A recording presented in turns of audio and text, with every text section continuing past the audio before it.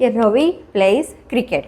તો રવિ છે એ કર્તા થયો, પ્લેઝ છે ક્રિયા થઈ અને ક્રિકેટ છે એ કર્મ થયું. તો રવિ એટલે કે કર્તા ક્રિકેટ રમે છે. તો હવે તમને કેવી રીતે આઈડિયા આવશે કે રવિ કર્તા છે, ક્રિકેટ કર્મ છે? ક્રિકેટને તમે કર્તા કહી શકો ને, પણ આ આપણે ગોતશું એના ક્વેશ્ચન્સ છે. ક્વેશ્ચન્સ હવે એ શું છે? તો ક્વેશ્ચન્સ આપણે એ રીતે કરશું કે ક્રિકેટ કોણ રમે છે? કર્તા ગોતવા માટે હંમેશા કોણ, હુનો યુઝ થશે. તો અહીંયા આપણે હુનો યુઝ કરશું કર્તા શોધવા માટે. હુ એ આપણે ઇંગ્લિશમાં જનરલી યુઝ કરતા હોઈએ છીએ.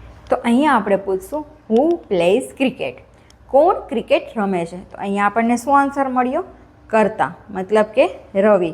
રવિ ક્રિકેટ રમે છે. તો અહીંયા રવિ છે એ કર્તા થયું. તમને જ્યારે કોણ અથવા હુ ક્વેશ્ચન પૂછવાથી જે બી આન્સર મળે એ તમારો કર્તા